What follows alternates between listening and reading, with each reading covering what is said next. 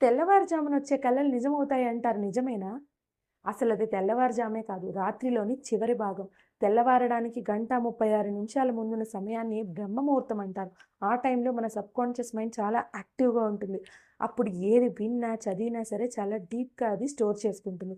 కానీ ఒకవేళ అప్పుడు నిద్రపోతున్నట్టయితే మన భావోద్వేగాల నుంచి మనకు తెలియకుండానే అవి కొన్ని విషయాల్ని స్టోర్ చేసి పెట్టుకుంటుంది. వాటినది రీకలెక్ట్ చేసుకుంటుంది. అవే మనకి కలలుగా కూడా కనిపిస్తాయి. అవి నిజమవుతే కోయిన్సిడెన్సే తప్ప ఆ టైంలో వచ్చింది కాబట్టి అది నిజమవ్వలేదు. ఈ మధ్య కాలంలో ఈ బ్రహ్మముహూర్తం అనే టాపిక్ చాలా ట్రెండ్ అవుతుంది. ఆ టైంలో ఏ లక్ష్య సాధన చేసినా సరే సక్సెస్ మన సొంతం అవుతుందంటారు. కానీ వాటికి కొన్ని లిమిటేషన్స్ ఉన్నాయి. 7 గంటలు నిద్ర లేని వాళ్ళు కానీ, గర్భిణీ స్త్రీలు కానీ, తిన్న వెంటనే నిద్రించిన వారు కానీ, ఆ టైంలో లేవకూడదు. అలా లేస్తే స్లీప్ సైకిల్ డిస్టర్బ్ అవుతుంది. అది మన బాడీని ఎఫెక్ట్ చేస్తుంది. ఇప్పుడు కాకపోయినా ఫ్యూచర్‌లో అయినా సరే మన బాడీ ఖచ్చితంగా ఎఫెక్ట్ అవుతుంది. ఇవన్నీ సరిచేసుకున్న వారు మాత్రమే